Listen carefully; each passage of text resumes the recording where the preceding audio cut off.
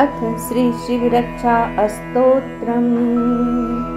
अस्य श्री शिवरक्षा अस्तोत्र मंत्रस्य याज्ञवल्क्य ऋषिः श्री सदाशिवो देवता अनुष्ठुप् छन्दः। श्री सदाशिव प्रीत्यर्थं शिवरक्षा अस्तोत्र जपे विनियोगः। चरितं देवदेवस्य महादेवस्य पावनम् अपारं परमोदारं चतुर्वर्गस्य साधनं गौरी विनायकोपेतं पंचवक्त्रं त्रिनेत्रकं शिवं ध्यात्वा दशभुजं शिवरक्षां पठेन्नरः। गंगाधरः शिरः पातु फालमर्धेन्दुशेखरः नयने मदनध्वंसी कर्णौ सर्वविभूषणः घ्राणं पातु पुरारातिः मुखं पातु जगत्पतिः जिह्वां वागीश्वरः पातु कनकधरां श्रुतिकन्धरः श्रीकण्ठः पातु मे कण्ठं अस्कन्धो विश्वधुरन्धरः भुजौ बुभारसंहर्ता करौ पातु पिनाकधृक्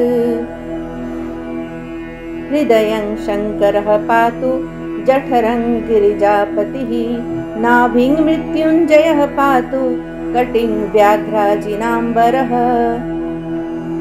सक्थिनी पातु दीनार्तशरणागतवत्सलः उरुमहेश्वरः पातु जानुनी जगदीश्वरः जङ्घे पातु जगत्कर्ता गुल्फो पातु गणाधिपः चरणौ करुणासिन्धुः सर्वाङ्गिनी सदाशिवः एतां शिवबलोपेतां रक्षां यः सुकृती पठेत् स भुक्त्वा सकलान् कामान् शिव सायुज्यमाप्नुयात्। ग्रह भूत पिशाचाद्याः त्रैलोक्ये विचरन्ति ये दुरादाशु पलायन्ते शिवनामाभिरचनात्। अभयङ्करनामेदं कवचं पार्वतीपतेः भक्त्या बिभर्ति यः कण्ठे तस्य वश्यं जगत्त्रयम्। इमां नारायणः स्वप्ने शिवरक्षां यथादिष्टः प्रातरुत्थाय योगीन्द्रो याज्ञवल्क्यः तथा लिखत। श्री याज्ञवल्क्य प्रोक्तं शिवरक्षा अस्तोत्रम्। ॐ तत्सत्।